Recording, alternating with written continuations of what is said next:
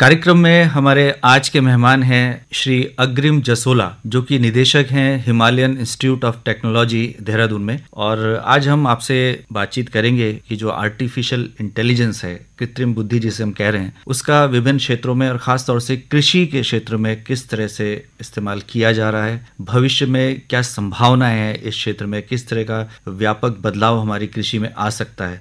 जसोला जी, आपका बहुत बहुत स्वागत है हमारे आज के इस कार्यक्रम में। बहुत बहुत धन्यवाद सर। सबसे पहले तो जसोला जी हमें यही बताएं कि ये जो आर्टिफिशियल इंटेलिजेंस है, जिसे हम कृत्रिम बुद्धि कहते हैं, ये वास्तव में है क्या? सर, आर्टिफिशियल इंटेलिजेंस जो है वो मूल रूप से दो शब्दों से बना है, आर्टिफिशियल और इंटेलिजेंस। इंटेलिजेंस का मतलब तो हो गया बुद्धिमत्ता, और आर्टिफिशियल अक्सर हम क्लास में पढ़ाते हैं तो मैं बच्चों से पूछता हूं कि आर्टिफिशियल का क्या मतलब है, तो बच्चे आर्टिफिशियल का मतलब नकली बताते हैं। ऐसा नहीं है, आर्टिफिशियल का मतलब नकली नहीं है। आर्टिफिशियल का मतलब है जो चीज प्राकृतिक ना हो। हमारी बुद्धिमत्ता जो है, इंसानों की जो बुद्धिमत्ता है, वो प्राकृतिक बुद्धिमत्ता है, वो हमें प्रकृति से मिली है। आर्टिफिशियल इंटेलिजेंस है जो प्राकृतिक ना हो, जो इंटेलिजेंस हमने एक कंप्यूटर को कोड्स और प्रोग्राम्स के फॉर्मेट में डेटा देके बुद्धिमान बनाया हो, उसे हम आर्टिफिशियल इंटेलिजेंस कहते हैं। तो हम कह सकते हैं कि ये कंप्यूटर विज्ञान की एक ऐसी शाखा है, बिल्कुल, जिसमें कि हम ऐसे कार्यक्रम तैयार करते हैं जो कि मानव जैसी बुद्धि कार्य कर सकती है, उस जैसे कार्य कर सकते हैं, कई बार उससे बेहतर कर सकते हैं, कई बार उससे बेहतर कर सकते हैं। जिस दिशा में हम काम कर रहे हैं अल्टीमेटली वो यही कर रहे हैं कि मानव बुद्धि से बेहतर हम कंप्यूटर को काम करा पाए। तो हमारा एंड गोल जो जिसे हम कहते हैं वो यही है। तो जसोला जी, जो मानव है वो अच्छी तरह सोच सकता है, वो निर्णय ले सकता है और समस्याओं का समाधान कर सकता है। तो क्या आर्टिफिशियल इंटेलिजेंस के माध्यम से भी ये सब कुछ संभव है? बिल्कुल सर, बिल्कुल। जो ह्यूमन इंटेलिजेंस कर सकती है वो सब कुछ संभव है आर्टिफिशियल इंटेलिजेंस के साथ भी, पर अभी हम उस स्टेज पे नहीं पहुंचे हैं। अगले 10 साल में हमें पूरी उम्मीद है कि हम ह्यूमन इंटेलिजेंस के एट पार हो जाएंगे। पर आज की डेट में भी जो ह्यूमंस कर सकते हैं, आज की डेट में ऐसा बोला जाता है सर कि जो आर्टिफिशियल इंटेलिजेंस है वो कॉलेज के एक 20-21 साल के लड़के के बराबर है। उसकी इंटेलेक्ट उसके बराबर है, जो कि नई लैंग्वेजेस सीख सकता है, नए नए आपको आंसर्स दे सकता है, मैथ्स में आपकी हेल्प कर सकता है, पोएट्री में आपकी हेल्प कर सकता है, लिटरेचर में आपकी हेल्प कर सकता है। पर अभी वो थ्योरम्स और साइंटिफिक एनालिसिस की तरफ उसका जो रुख है वो नहीं बढ़ चला है। तो विभिन्न क्षेत्रों में इसका प्रयोग हो रहा है। हम लगातार देखते हैं कि रोबोटिक असिस्टेड सर्जरीज हो रही हैं, ड्रोन का इस्तेमाल हम लगातार देख रहे हैं, चाहे वो सुरक्षा का मामला हो, चाहे अब खेती में भी उसका प्रयोग हो रहा है। तो जैसे कि हम कार्यक्रम के आरंभ में बता चुके हैं, हम कृषि क्षेत्र में अपना फोकस रखना चाहेंगे कि कृषि क्षेत्र में किस तरह से आर्टिफिशियल इंटेलिजेंस का प्रयोग हो रहा है और कैसे ये हमारी कृषि को और अधिक उत्पादक और संसाधनों की बचत के साथ और भी सस्टेनेबल बना सकती है, मतलब टिकाऊ बना सकती है। तो बताएं कि वो कौन से क्षेत्र हैं कृषि में और किस तरह से कार्य हो रहा है। कृषि में सर मल्टीपल क्षेत्र हैं। मैं आपको एग्जाम्पल्स से समझाने की कोशिश करूंगा कि एक्चुअली आज की डेट में क्या हो रहा है, और ऐसा ही कुछ हम अपने इंस्टीट्यूट में अपने बच्चों से भी करवा रहे हैं, क्योंकि हमारे इंस्टीट्यूट में दोनों कृषि विभाग भी है और कंप्यूटर साइंस विभाग भी है। तो हम दोनों बच्चों को जो है इसी फील्ड में काफी काम करा रहे हैं। तो मैं आपको एग्जाम्पल से बताता हूँ। सबसे पहला एग्जाम्पल है सर स्मार्ट फार्म का एग्जाम्पल। तो स्मार्ट फार्म यानी कि खेत। स्मार्ट फार्म का जो एग्जाम्पल है सर, उसमें ऐसा होता है कि आपका जो जमीन है, जो सॉइल है, उसके अंदर सेंसर डाले जाते हैं, और वो सेंसर्स जमीन में, सॉइल में क्या मात्रा है ह्यूमिडिटी की, मॉइस्चर की, पानी की क्या मात्रा है, नमी की क्या मात्रा है, और मिनरल्स की क्या मात्रा है, ये आपको फोन में बताती है। तो इससे क्या होता है, कई तरीके के हमारे क्रॉप्स होते हैं, जैसे चावल हो गया। चावल को ज्यादा पानी की आवश्यकता होती है ऑल टाइम पे। तो चावल उगाने के लिए क्योंकि ज्यादा पानी चाहिए और धूप पड़ रही है तो पानी कम हो जाए, तो अपने आप आपका आर्टिफिशियल इंटेलिजेंस का कंप्यूटर जो है वो ये पता लगाता है, और ये पता लगाने के बाद मोटर चालू कर देता है, जिससे और पानी आपके खेत पे आ जाता है, और पानी की जो लेवल रिक्वायर्ड होता है वो बना रहता है। सिमिलरली कई क्रॉप्स को उगने के लिए ज्यादा जिंक चाहिए होता है, कई को मैग्नीशियम ज्यादा चाहिए होता है। तो ये भी हमारा सेंसर बता देता है कि कौन सा मिनरल सॉइल में कम है। इससे हम वही वाली खाद को उपयोग में ला सकते हैं जिस खाद में जिंक हो या मैग्नीशियम हो। तो उससे आपको मल्टी डाइवर्स तरीके की खाद डालने की जरूरत नहीं पड़ेगी, जिससे और खर्चा आपका बचता है। जी, तो हमारे जो संसाधन है, जो हमारे रिसोर्सेज हैं, उसका सही इस्तेमाल इसमें हो सकता है। आपने कहा कि जैसे माइक्रो न्यूट्रिएंट्स है, मैक्रो न्यूट्रिएंट्स है, उनके बारे में पता चल सकता है, कितनी नमी है हमारी मिट्टी में, और मिट्टी का जो टेक्सचर है, बिल्कुल उसका जो हेल्थ कार्ड है, हमें सेंसर के माध्यम से पता चल सकता है। पता भी चल सकता है सर। आपने पानी की जरूरत के बारे में बताया, कितने पानी की आवश्यकता है और कब इसकी आवश्यकता है।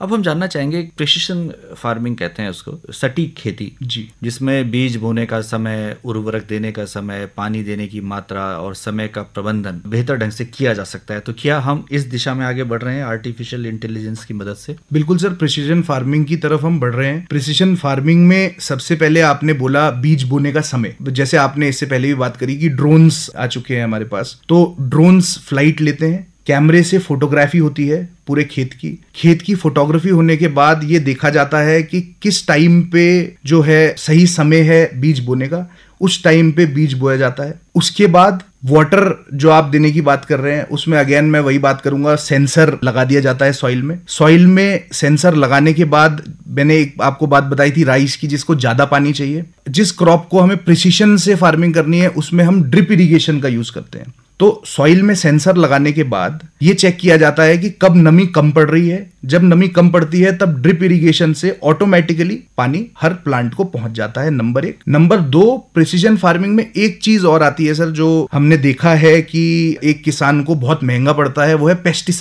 पेस्टिसाइड्स आज की डेट में हम ऐसे ही जनरली डाल देते हैं। इसका सोल्यूशन एक कंपनी ने निकाला है, जिसने क्या किया है कि ऑटोमेटिक ट्रैक्टर्स बनाए हैं। तो ट्रैक्टर्स की चौड़ाई में कंपनी ने कैमरे लगा दिए और स्प्रिंकलर लगा दिए। जैसे ही ट्रैक्टर आगे बढ़ता है, वो ढूंढता है कि पौधा कहां पे है, जहां उसे पौधा मिलता है वो सिर्फ उस जगह पे वो पेस्टिसाइड को स्प्रे करता है। तो एक रिसर्च के हिसाब से करीबन 50 से 55% जो खर्चा है पेस्टिसाइड्स में, वो इस प्रिसिशन मेथड से कम हो सकता है। जी, तो आप कहना चाहते हैं कि जो कीट हैं और रोगों की पहचान करके उसके नियंत्रण करने का सुझाव भी आर्टिफिशियल इंटेलिजेंस दे सकता है? बिल्कुल दे सकता है, क्योंकि तरह तरह की बीमारियां हैं और उनके अलग अलग समय हैं, जो कीट हैं उनकी पहचान करके और उसके बारे में पहले से अगर जानकारी होगी तो किसान उस तरह से त्वरित कार्रवाई कर सकता है और अपनी जो फसल है उसको बचा सकता है। जब हम बात कर रहे थे कि पोषक तत्वों के बारे में जानकारी मिल गई, नमी के बारे में जानकारी मिल गई, मिट्टी की गुणवत्ता के बारे में जानकारी मिल गई, तो इससे ये आसान हो जाएगा किसान के लिए कि किस प्रकार की मिट्टी में कैसी फसल उगाई जानी चाहिए। बिल्कुल सर, ये भी एक हम इसे अपनी टेक्निकल टर्म में बोलते हैं क्रॉप ऑडिट। किस तरीके का फसल किसान को अपनी सॉइल में लगाना चाहिए, इसका ऑडिट होता है। ऑडिट में अगेन ड्रोन को उड़ाया जाता है, ड्रोन से फोटोग्राफ ली जाती है और डेटा से कंपेयर किया जाता है कि कौन सी फसल जो है इस सॉइल में मैक्सिमम आपको आउटपुट देगी, नंबर 1। नंबर 2, इस क्रॉप ऑडिट में यह भी चेक होता है कि इस साल किस फसल की ज्यादा उपजाऊ होने की प्रोबेबिलिटी है। पुराने डेटा को देखते हुए, पिछले 10-15 साल के डेटा को देखते हुए ये भी चेक होता है कि कौन सी फसल जो है वो मैक्सिमम प्रॉफिट देगी मार्केट में। जी, तो उपज की भविष्यवाणी भी की जा सकती है? बिल्कुल, उपज की भविष्यवाणी ऐसे ही की जा सकती है कि ये देखा जाए कि पिछले कितने सालों में आपका क्रॉप कितना उगा है, और भविष्यवाणी के साथ साथ मैं आपको ये बता रहा था कि क्रॉप का कॉस्ट भी किस में मैक्सिमम मिलेगा किसान को, क्या उगा के मैक्सिमम मिलेगा, ये भी देखा जा सकता है। आज भी जो हमारा भारतीय किसान है वो पुराने कृषि के उपकरणों का उपयोग करता है खेती में, और मेहनत उसको बहुत ज्यादा करनी पड़ती है। क्या खेती के उपकरणों का ऑटोमेशन भी एआई के द्वारा किया जा रहा है, भविष्य में किया जा सकता है ताकि और सुविधाजनक हो जाए? जैसे आपने स्मार्ट ट्रैक्टर्स की बात की, रोबोट्स के द्वारा कृषि भी कुछ देशों में की जा रही है, आपका क्या मानना है? बिल्कुल सर, हो सकता है। ऐसे ही मैंने आपको अभी बताया था कि जब नमी कम होती है तो ऑटोमेटिकली मोटर चालू हो जाती है, तो वहां भी ये कृषि उपकरण का एक एग्जाम्पल है। इसके अलावा ट्रैक्टर्स जो आपने बोला बिल्कुल सही है, ट्रैक्टर मैंने तो आपको पेस्टिसाइड के लिए बताए। इसके अलावा जैसे सेल्फ ड्राइविंग कार्स हैं, वैसे ही सेल्फ ड्राइविंग ट्रैक्टर्स भी हैं जो खेत को प्लो करने में हेल्प कर सकती है। उसके साथ साथ हार्वेस्टिंग में भी इसका उपयोग जी, जो फसल की कटाई है, कटाई में भी इसका महत्वपूर्ण है। कटाई में भी रोबोट्स का बहुत उपयोग हो रहा है। ऐसा चल रहा है, अलग अलग देशों में हो रहा है। जैसे ऑस्ट्रेलिया ने अभी शुरू कर दिया है। ऑस्ट्रेलिया की जितनी भी स्ट्रॉबेरीज हैं और जितने भी गन्ने ऑस्ट्रेलिया में होते हैं, वो सब अब मैक्सिमम रूप से रोबोट्स काट रहे हैं। जब हम भारत में कृषि की बात करते हैं तो बहुत ही विविधता है कृषि में, क्योंकि हमारे जो ज्योग्राफिकल कंडीशंस हैं वो बिल्कुल अलग अलग हैं और अलग अलग तरह की चुनौतियां हैं। दक्षिण भारत की अलग है, उत्तरी भारत की अलग है, मध्य भारत की अलग है। अगर हम उत्तराखंड की भी बात करें, जसोला जी, तो उत्तराखंड में पर्वतीय क्षेत्र भी है, मैदानी क्षेत्र भी है, तो दोनों जगह की फसलें और उनको उपजाने का तरीका भिन्न भिन्न हो सकता है। तो इसमें किस तरह से आर्टिफिशियल इंटेलिजेंस मदद कर सकती है? सर, आर्टिफिशियल इंटेलिजेंस की जो खासियत है वो ये है कि आर्टिफिशियल इंटेलिजेंस का हर एक कंपोनेंट कस्टमाइज हो सकता है, जगह के हिसाब से बनाया जा सकता है। आर्टिफिशियल इंटेलिजेंस ह्यूमन इंटेलिजेंस की तरह नहीं है, जिसे अगर यूपी में खेती सिखाई है तो वो हमारे पहाड़ों में स्टेप में खेती नहीं कर सकता। आर्टिफिशियल इंटेलिजेंस के रोबोट को प्रोग्राम करने की देर है, उसको कमांड देने की देर है, और उसके बाद वो जगह के हिसाब से अपने आप को अडेप्ट कर लेगा। तो ये सबसे बड़ा एक फायदा होगा अगर हम 100% आर्टिफिशियल इंटेलिजेंस फार्मिंग की तरफ आगे बढ़ते हैं। तो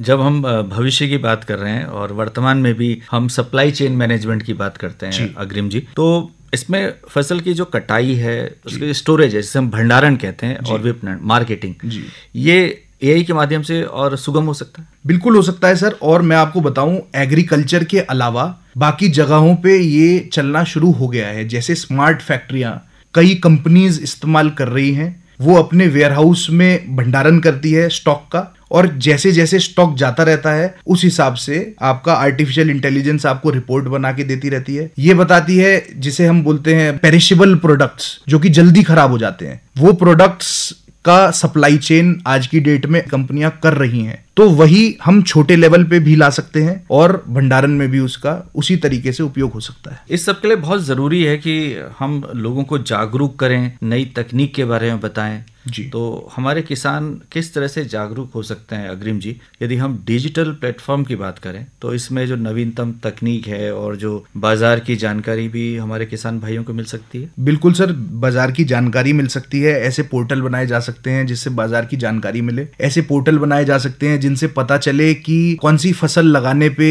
कितना आपको आउटपुट मिलेगा। और रही बात आपने अभी करी कि कैसे हम इसको आर्टिफिशियल इंटेलिजेंस को हमारे किसान भाई जो हैं वो अपनी डेली यूज में लाएं, तो सबसे पहले मैं ये कहना चाहूंगा कि कोई इस टेक्नोलॉजी से घबराए ना। इस टेक्नोलॉजी को अपनाना बहुत जरूरी है। एक बार अगर किसान ने इस टेक्नोलॉजी को अपनाना शुरू कर दिया तो आर्टिफिशियल इंटेलिजेंस को यूज करना एक मोबाइल को यूज करने के बराबर है। अगर आप मोबाइल चला सकते हैं तो आप सारी रिपोर्ट्स आर्टिफिशियल इंटेलिजेंस की उधर से निकाल सकते हैं, अपना सारा काम वहां से करा सकते हैं। तो इसको अपनाना ज्यादा जरूरी है और इससे आपको डर ना लगे, ये ज्यादा जरूरी है। तो इसके साथ जितनी जल्दी हम सामंजस्य स्थापित कर सकें उतना बेहतर हम खेती कर पाएंगे। खेती हमारी अधिक प्रभावी होगी, बिल्कुल, और उत्पादक होगी जी। और अग्रिम जी, एक जो महत्वपूर्ण बात है वो ये है कि जो पर्यावरणीय प्रभाव हैं कृषि पर भी पड़ रहे हैं जी। और हम देख रहे हैं कि जो ग्लोबल वार्मिंग है जी, उसका प्रभाव पूरे मौसम पर पड़ा है और उससे हमारी कृषि भी प्रभावित हुई है। तो हमारी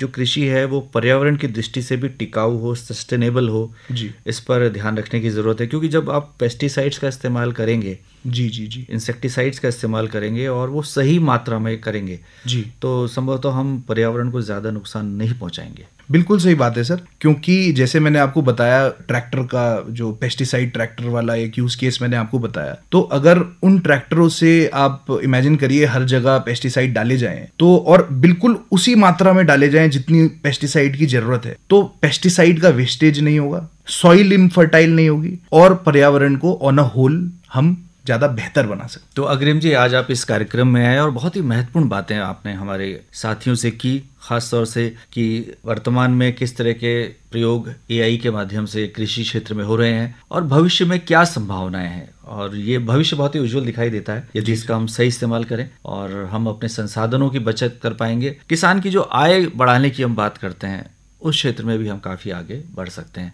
आप हमारे स्टूडियोज़ में आए, आपका बहुत बहुत आभार, धन्यवाद, नमस्कार। नमस्कार sir, thank you so much.